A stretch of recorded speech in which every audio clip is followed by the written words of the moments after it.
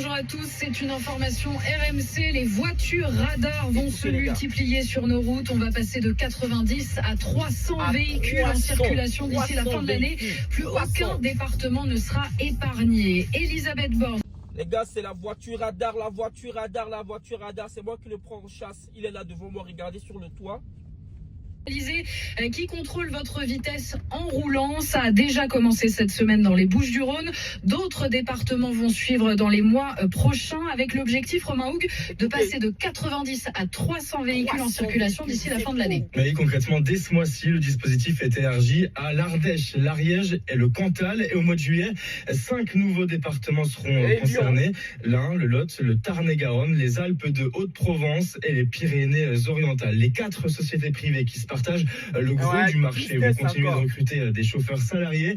Un déploiement accéléré dont se félicite Jean-Yves Lamant. Il est le président de la Ligue contre la violence routière.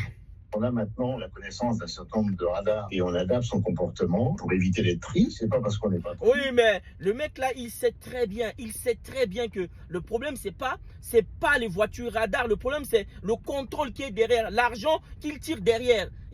C'est-à-dire tous les jours à Lyon, combien de PV on paye? Combien de PV? Que tu te gares à gauche, à droite, et le PV. Wapi, qu'est-ce qu'on va devenir franchement?